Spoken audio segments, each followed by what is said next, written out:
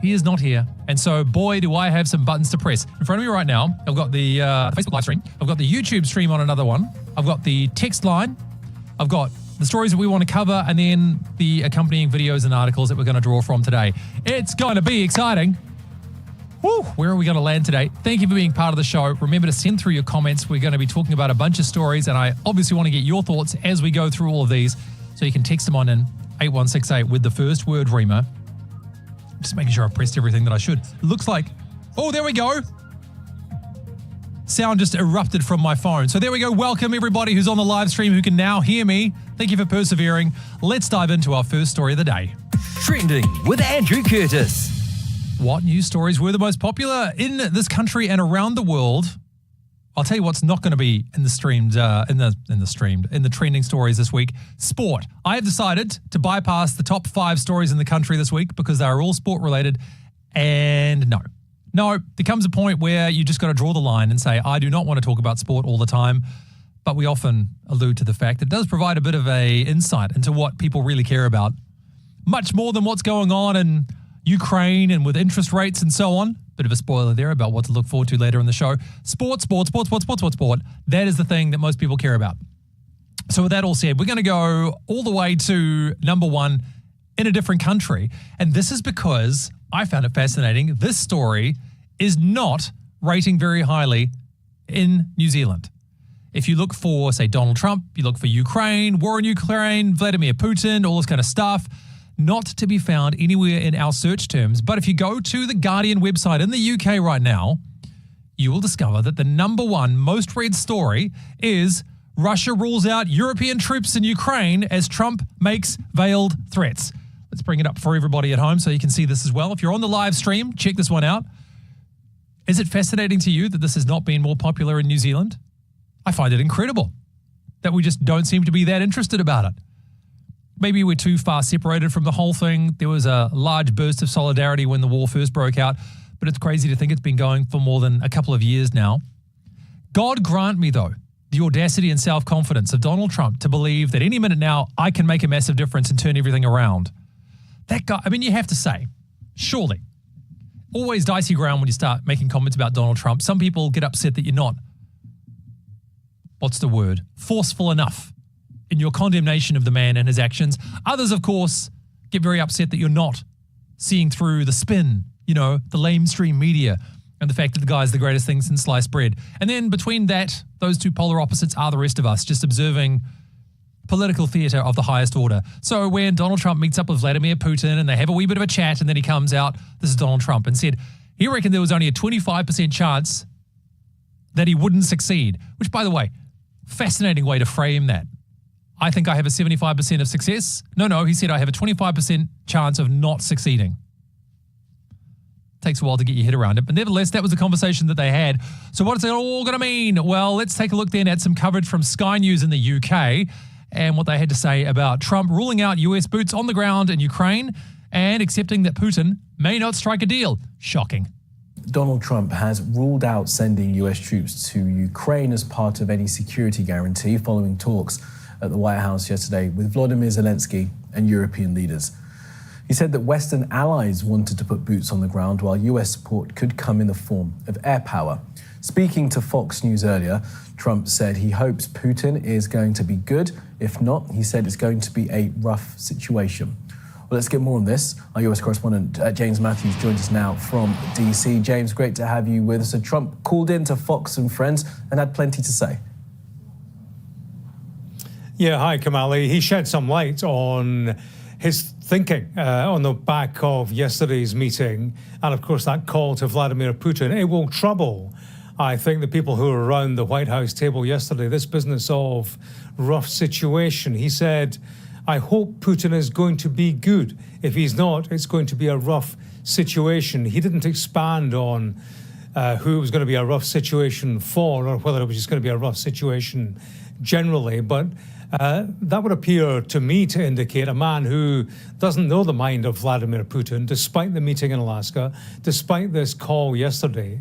We're going to find out, he said, about Putin in the next couple of weeks. No indication from Donald Trump that this planned meeting is going ahead between Zelensky and Putin, and thereafter this trilateral involving Donald Trump himself. That will be a concern too. At one stage yesterday, it almost seemed, in terms of the language used, it seemed to be that this meeting was almost confirmed by both Moscow and Kyiv, but that's clearly far from the case, and we await the answer from Vladimir Putin. So still uncertainty there. Where there is certainty is on Donald Trump's planning for a security guarantee. That will not involve US troops on the ground. For those of you who are watching in the live stream, can we take a moment to acknowledge the bright yellow ladder in the background of this shot? Like, surely somebody got in trouble for that, don't you think? This great meeting between political leaders, and in this case, we've got European leaders. We've got Trump flanked by the French and Italian prime ministers or presidents. Volodymyr Zelensky across the table, and a bright yellow ladder in the background. This is why you have to watch the live stream, so you can appreciate the bright yellow ladder. He said there wouldn't be any US boots on the ground. You have my assurance. He did say that Europe is willing to put troops into Ukraine, to put people on the ground. So that's interesting. That illuminates the kind of thinking in European capitals about the look and shape of this security guarantee for Ukraine. Donald. Of course, much more to that story if you want to follow along with the Sky News report. Let's go back to the Rema studio. There we go. Pressing buttons all over the place. Hello, welcome back. That was from Sky News in the UK. Trump ruling out US boots on the ground in Ukraine and accepting that Putin may not strike a deal. What are your thoughts on this one? Is there a reason perhaps that we're not so interested about it in New Zealand? It is far removed from us. 8168 with the first word Rema if you want to text through, or perhaps you can jump into the stream, either YouTube or Facebook. Just head to rema.co.nz, click through on the social media channel of your choice, and you can watch along. Keep me company today as Josh is away, so boy am I pressing buttons this morning. Woo! I did find it interesting. I can understand, though, why maybe New Zealanders have gone cold? Is that fair to say we've gone cold on the whole situation? Not perhaps as invested in this whole thing now that we're a few years on. Still some remarkable observations too being made about Donald Trump and his understanding of what Vladimir Putin's character is about. That's always been the strangest thing for me. If he's able to negotiate a peace deal, then, more power to him. Like, well done. But the way he talks about Vladimir Putin is so unusual to me. It's so unusual.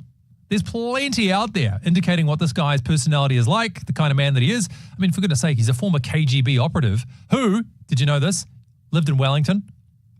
He lived in Wellington. Here's the alternative question to ask you.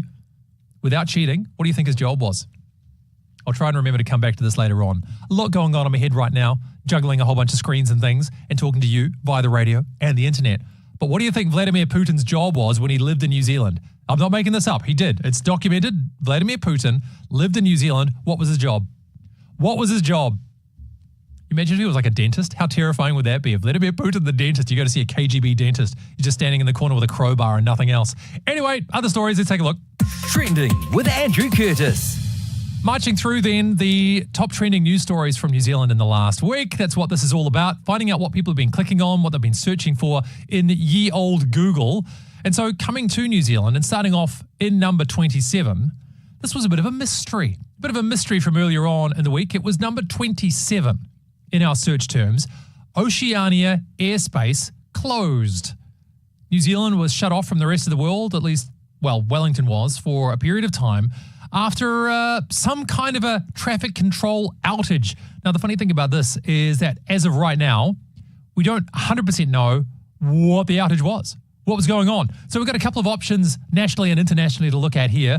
First up, we're going to have a look at what's going on in Sky News Australia and how they reported the Air New Zealand flight forced to turn around following an air traffic control outage. Air New Zealand says a flight bound for Brisbane from Wellington has been forced to turn around due to an air traffic control outage. According to an email sent to affected passengers, the outage is impacting the lower half of New Zealand and flights entering oceanic airspace. Flight tracking website Flight Radar 24 shows multiple international flights circling off the coast of New Zealand. Maybe this is a massive tangent for you, but for me, I look at these stories when they come out with them, and especially if you're watching a TV bulletin like we are together on the live stream right now, and just realised Shout out to the stock footage department at Sky News. Like, how many of these stories pop up and you've got really nothing that you can talk about? It's just some poor soul delivering bullet points to a camera. And then you're just cutting to, give me random shots of New Zealand, give me a plane in the air, give me a mechanic, give me something being fixed, give me a spanner being dropped on the ground. Yes, love it, Oscars. I wonder if they do that.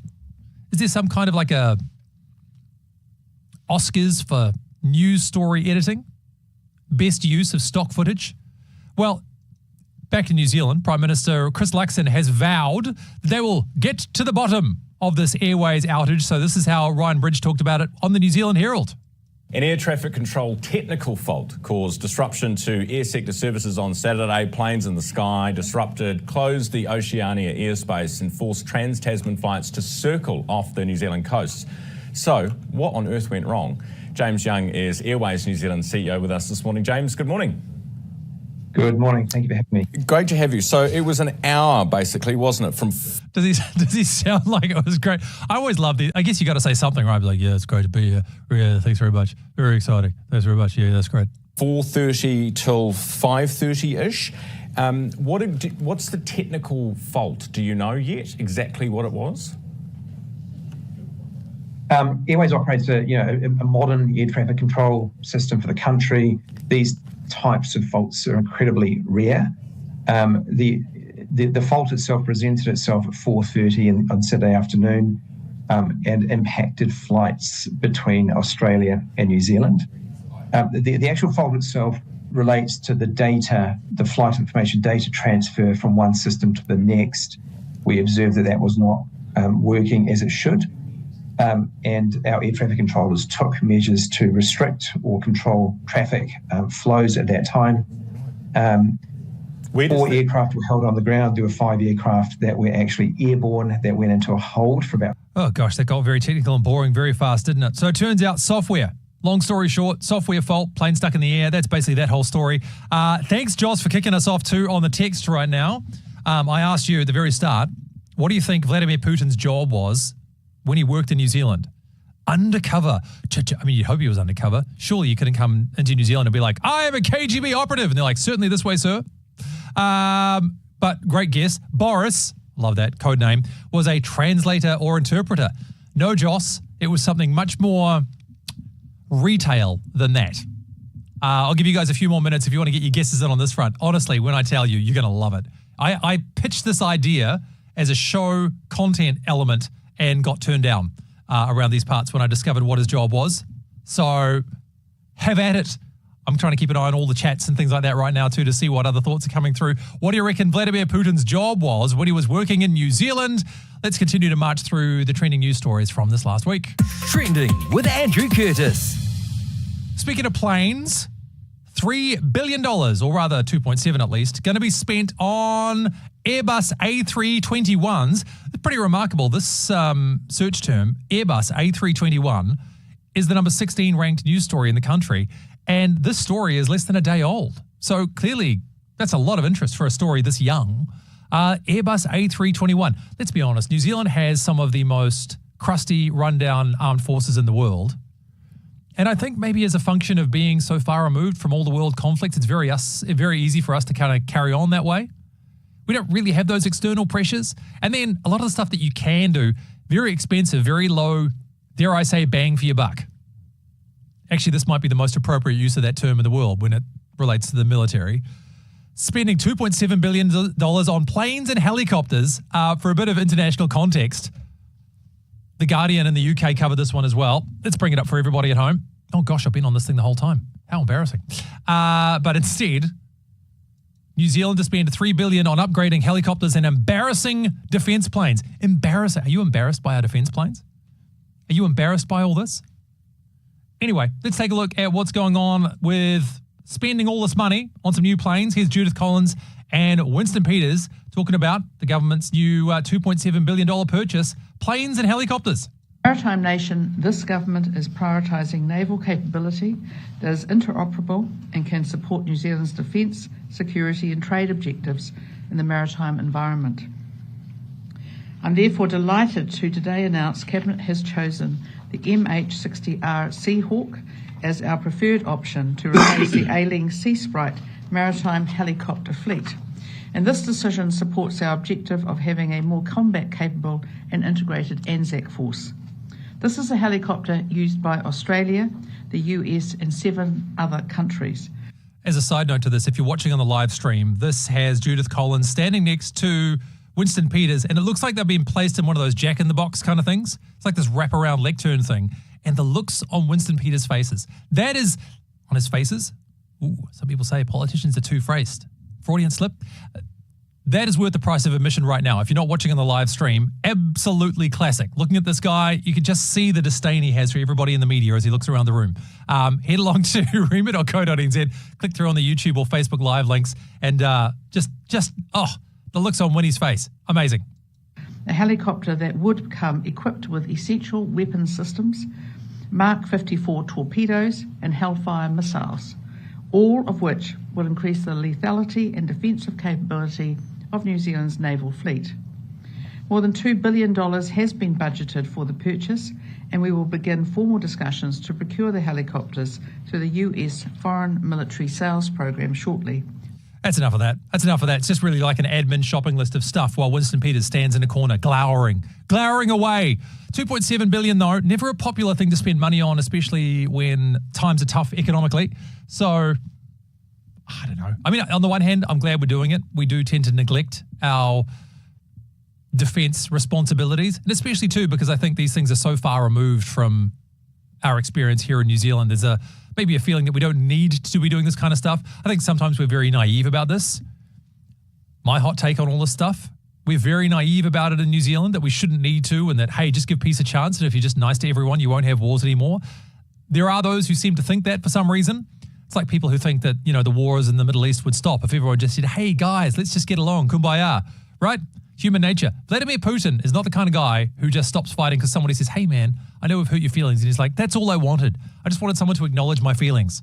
But we have been talking about him a little bit as well, alongside these other stories so far today. Jessica got in touch when I asked, what do you think Vladimir Putin's job was when he was living in New Zealand? She said he worked at McDonald's. Wouldn't that be great? Do you want fries with that? No. He would say, you want fries with that? You're like, yes, I do. Very sorry, sir. Yes, I want fries with that. I will have another burger as well. Yes, I will. Okay. Great guess. No, he was not.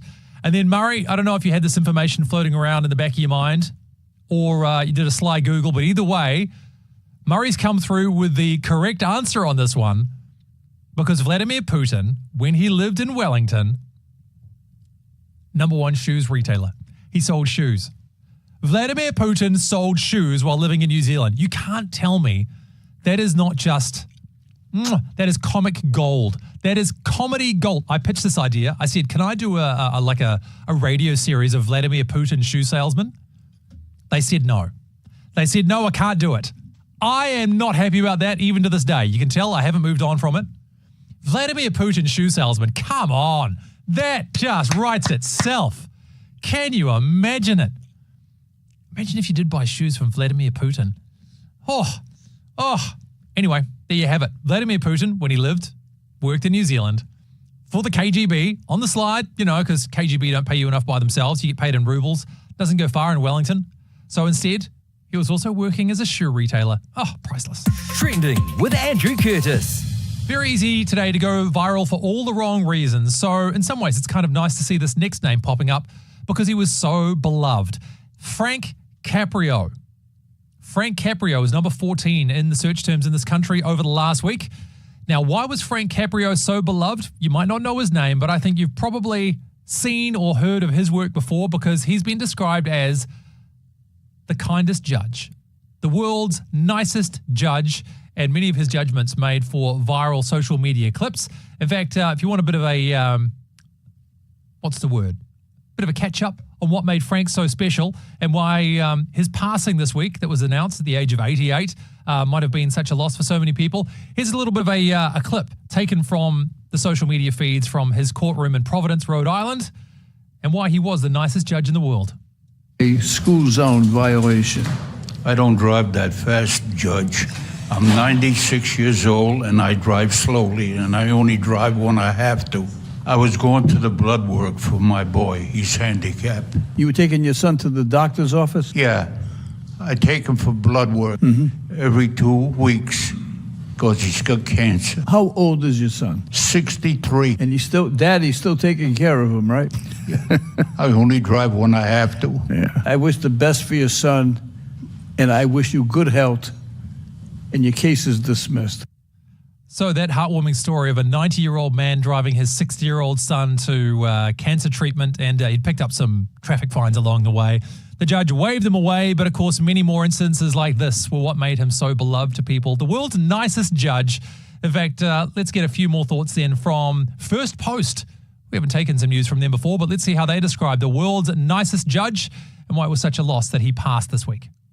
We end today with a tribute to a judge who turned his courtroom into a place of kindness and hope.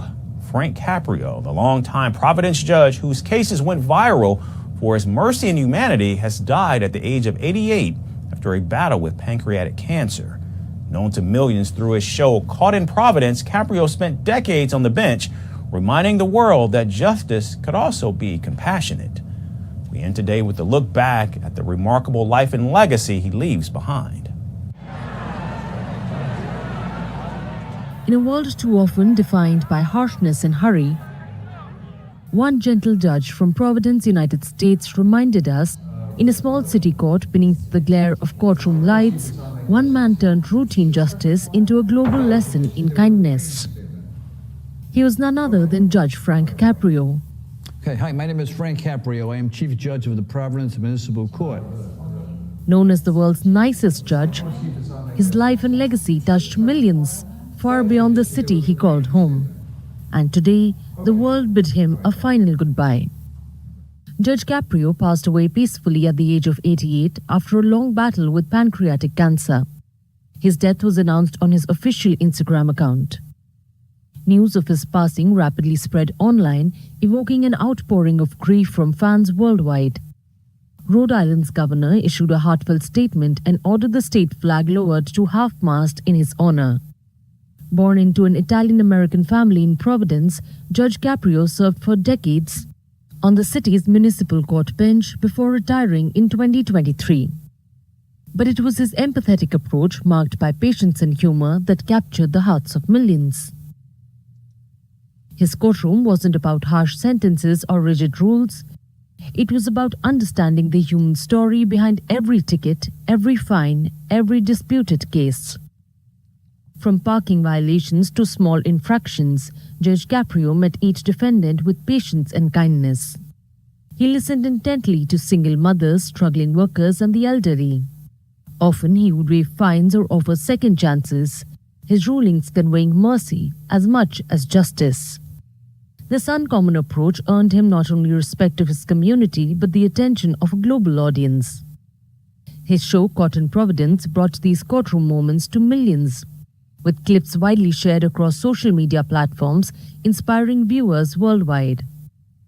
Among the most beloved were videos of Judge Caprio calling children to the bench, engaging them warmly as they helped pass judgment on their parents.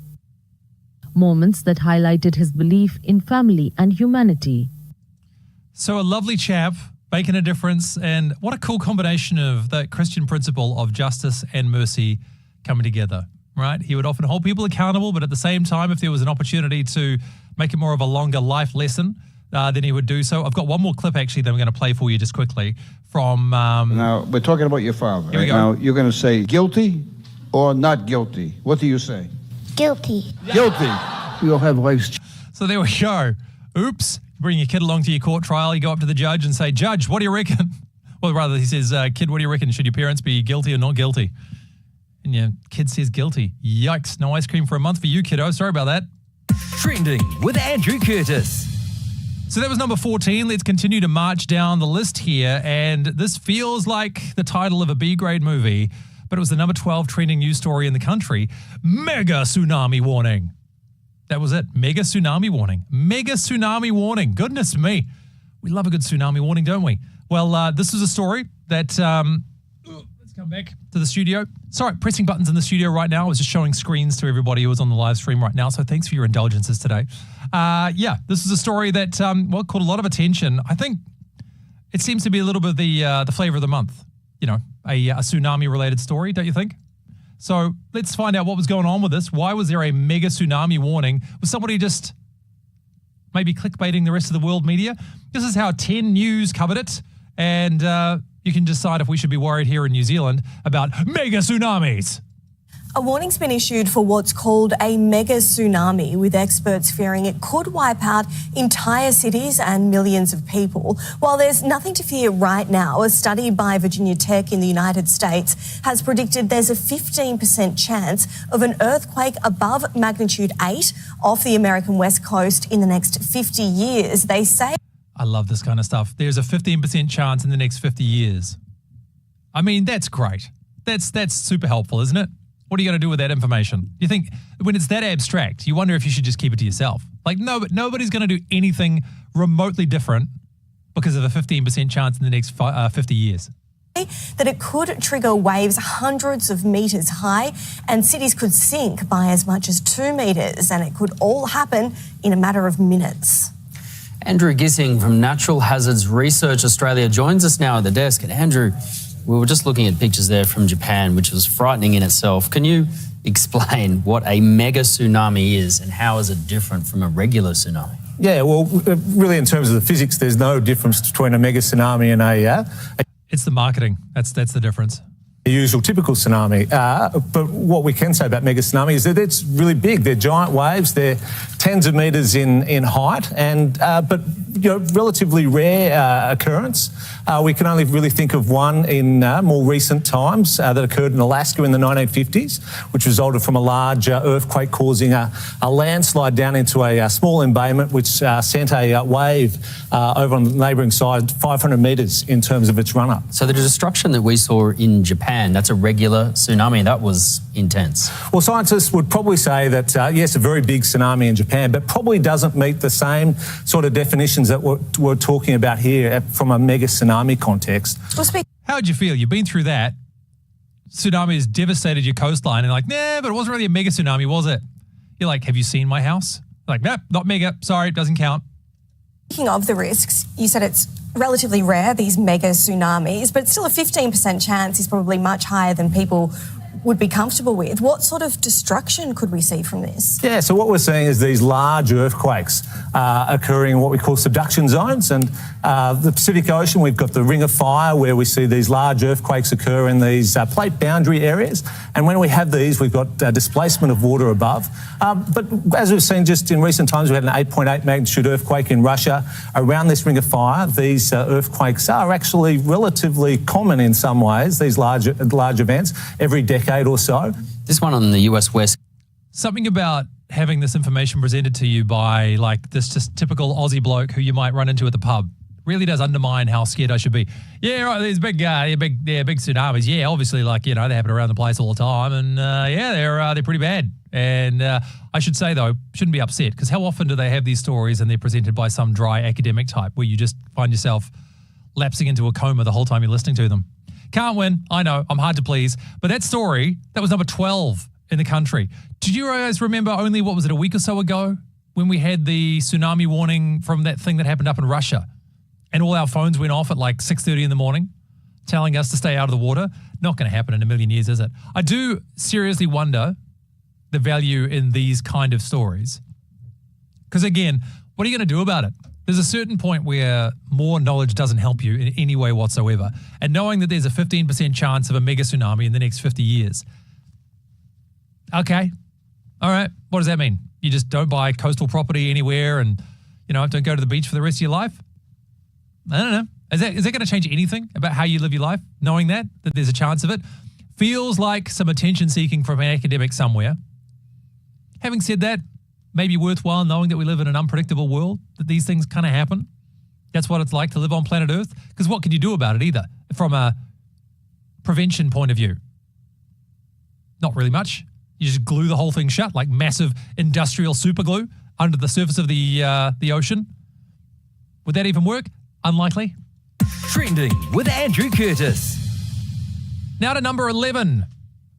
And a big name in theatre, a big name in film, but he's no longer with us. Terence Stamp passed away, and he was the number 11 news story in the country in the last week. Now, this is the thing about these stories. that got me very curious earlier on in the week was the ways in which you try and distill a person's life down to one headline. If they were trying to do it for you, I don't know what would go into the headline. But in this particular case, Terence Stamp, I've got 3 options for you. And I just want to know, which of these you're a bigger fan of. All right? So, Terence Stamp. First up, we've got, if we head to, the Guardian in the UK. This is rather dramatic. Terence Stamp, remembered by Priscilla director Stephen Elliott, those eyes turned everyone to jelly. So if you want to see a picture of Terence Stamp wearing a bright orange feather boa and rather dramatic face makeup, this is, of course, from, Priscilla, Queen of the Desert. That's one option. Would you want that to be your life legacy? I was in Priscilla, Queen of the Desert. That's my life. Well, what about this one? Terence Stamp from The Hollywood Reporter. Terence Stamp, brooding legend of British cinema, dies at 87. Now that is not bad. Brooding legend of British cinema. Imagine that was me. What would it be? What? Andrew Curtis, brooding legend of Rima Media. I don't think it really works. I'm not really the brooding legend kind of type. Legend, hopefully, though these things are often decided for you. You can't exactly describe yourself as a legend, can you? You're a very special individual if you can walk around and call yourself a legend with a straight face. Brooding legend of British cinema. Dies at the age of 87. And then, going back to this theme of reducing a person down to one role, from the Reuters news service, actor Terence Stamp, star of Superman films, dies at age 87. So which one of those do you like? Which one would you want? I mean, I think in the second one is by far and away the best. Brooding legend of British cinema. How good to be a brooding legend. I remember he was in, was he in Yes Man with Jim Carrey as well? Always had that kind of very dramatic. It's like these former Shakespearean actors who then cross over into cinema and then, make their name for themselves in that manner.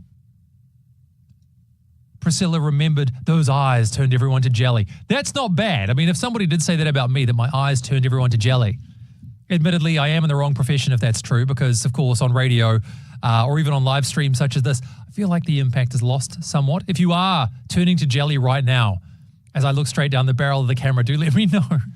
Send us a text today, 8168 with the first word, Rima, or perhaps jump in the chat, either on YouTube or Facebook. You can go to rima.co.nz, click through to either the YouTube or Facebook live pages, and then watch along with everybody today.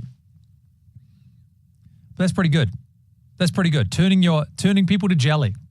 The weirdest thing about all this was that for some reason, Superman 2 clips started popping up in my YouTube feed this week before this happened. Before Terence Stamp passed away, I was getting Superman clips popping up in the old YouTube feed. Maybe YouTube knew. Maybe it was some kind of serendipitous occasion, or maybe YouTube took him out. Maybe YouTube took him out. I'm just going to say it. I'm going to say it. These international corporations that have become unchecked, these powerful forces working against us today, maybe they arranged the whole thing just so they could get more clicks on Superman 2 related videos. Conspiracy theory? Or am I just a brave truth teller here on the radio? Ooh, you be the judge. Trending with Andrew Curtis. Onward now to a more local story, number 9, in fact, in New Zealand, and that is kitchen things. That is not just an abstract search, by the way. That's a particular brand. Of course, those of you who are doing some home improvements will know this. But kitchen things have gone into receivership. It is a tragedy, but that's the case. In fact, we've got some coverage at the moment from, what do we got? onenews.co.nz. My apologies, by the way, to those of you who've been watching on the live stream, and I haven't switched backwards and forwards very well between myself and the articles we've been covering.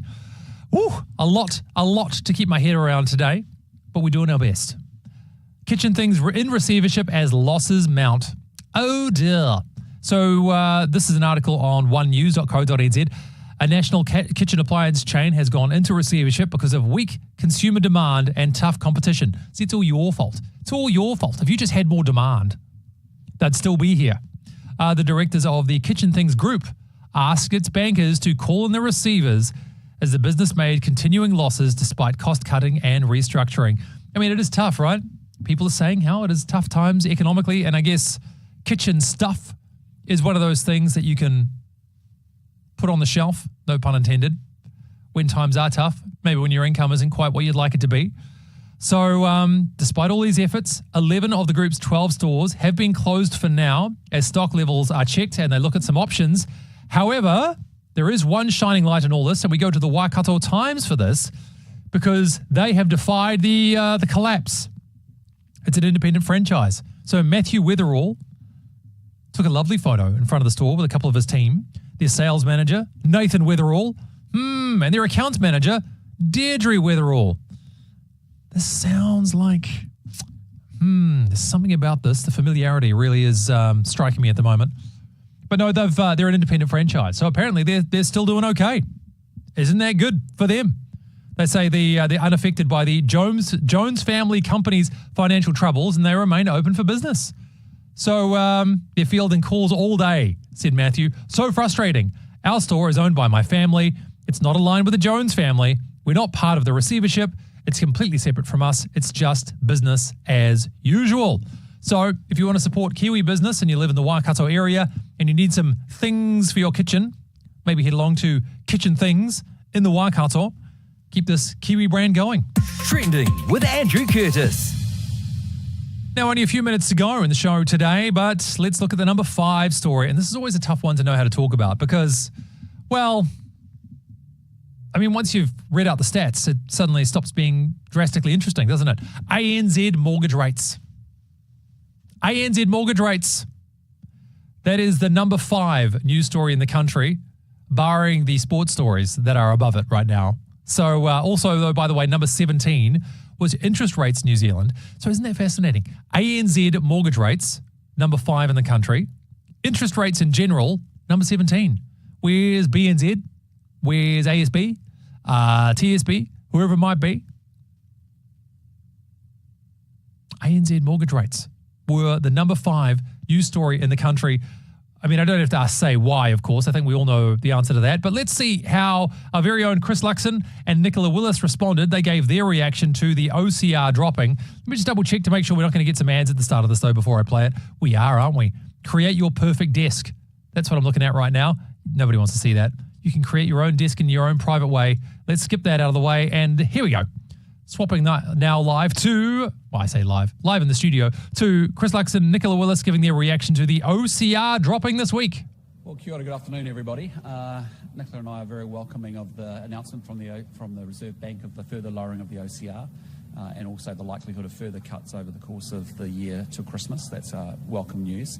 I think if you're a homeowner in New Zealand, that means that you're going to have more money in your back pocket, and of course that's money that you can spend in the economy. For someone on a $500,000 mortgage on a floating rate, they would now be paying $330 less a fortnight to service that loan than they were previously, than they were a year ago. So that is significant, and what we want to see is people having the confidence to be spending in the economy, and lower interest rates certainly support that. And I'd also just like to note that we're enjoying sharing a podium today.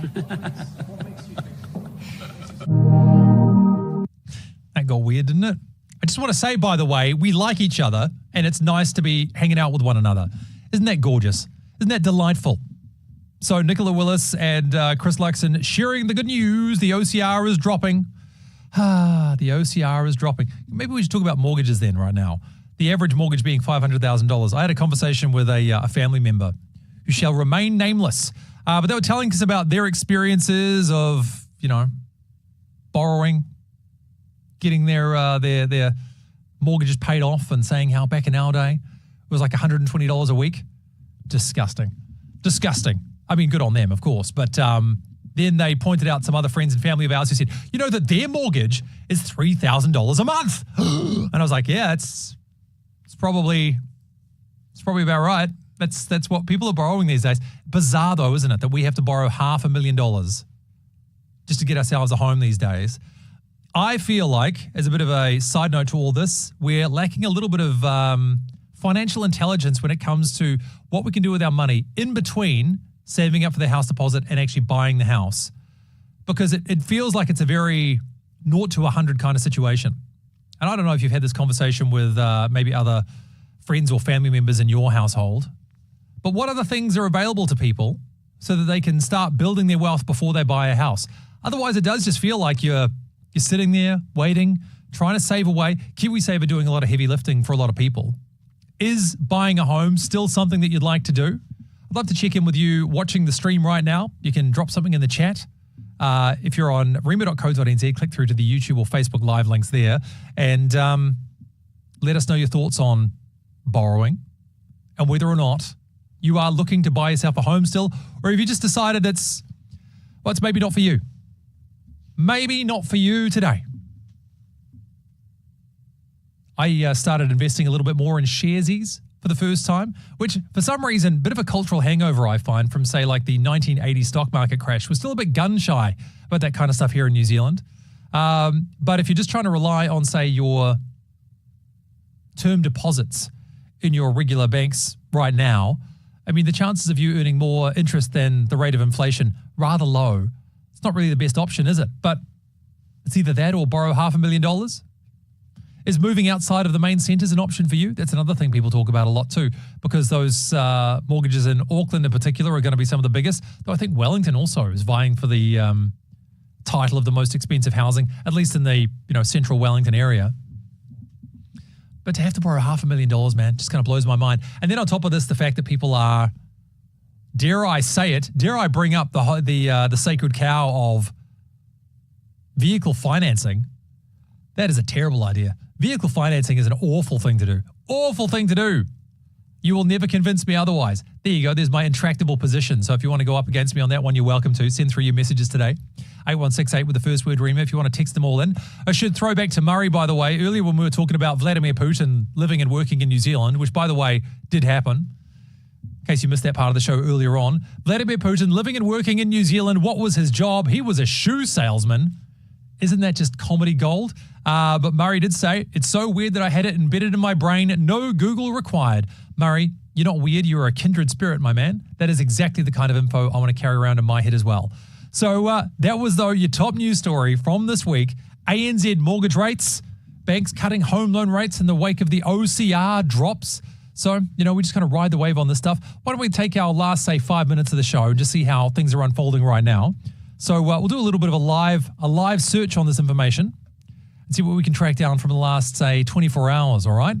Now, here is an interesting-ish story. I don't know if this person is particularly well-known in your corner of the world, but Millie Bobby Brown, she's an English actress, married to the son of John Bon Jovi.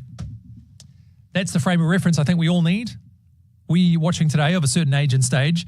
What's the son's name? I can't even remember. Anyway, they've adopted a baby girl. They've been married for about a year, and the first child they have adopted. So that's interesting. I'm really looking forward to seeing how that discussion starts to develop online. The merits or otherwise of them adopting a baby girl as their first child. I don't know if they've had some troubles conceiving naturally or if they've just decided that adoption is where they want to start on this whole thing. But adopting their first child, that's what's got Millie Bobby Brown to number one in the country today. Also, what else we got in here? Omaha, for some reason. I think this might be bleeding over from the USA. I don't believe that. Chevy Chase, though.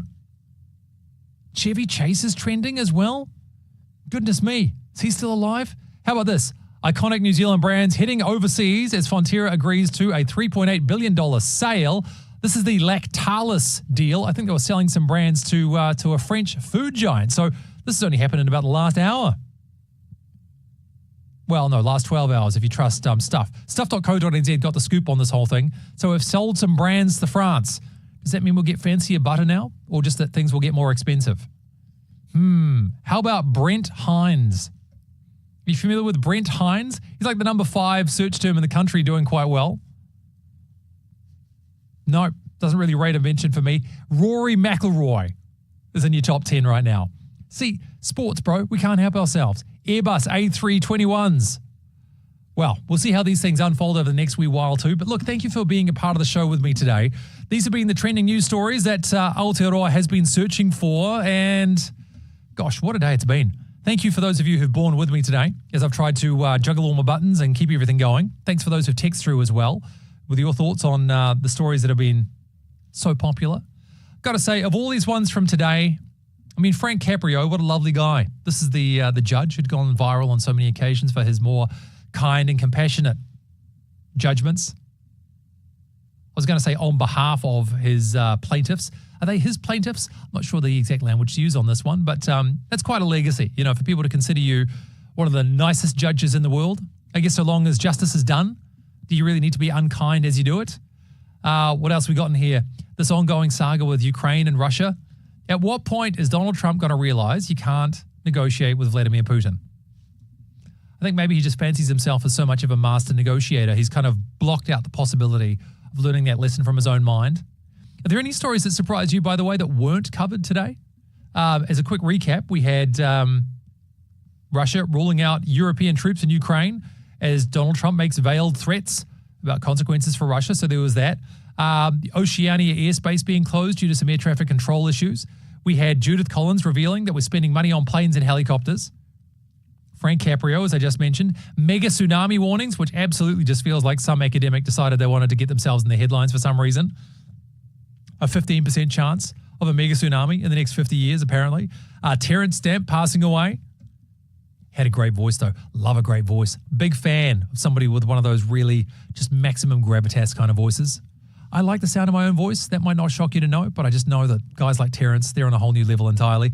Kitchen Things, a long-lived Kiwi brand, going under, except for the one in Hamilton, by the way.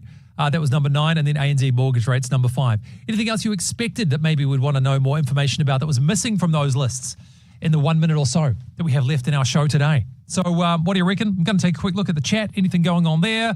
What's going on in the text? Okay. What about on the YouTube stream? Whew.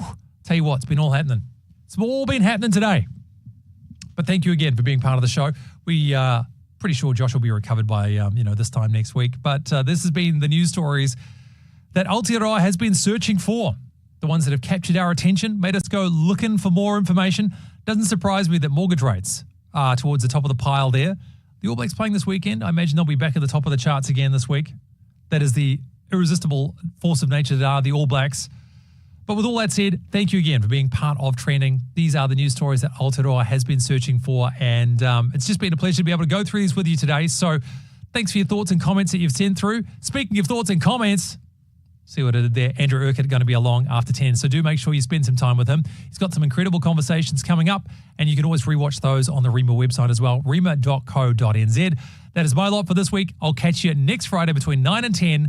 I'm Andrew Curtis, and you are awesome.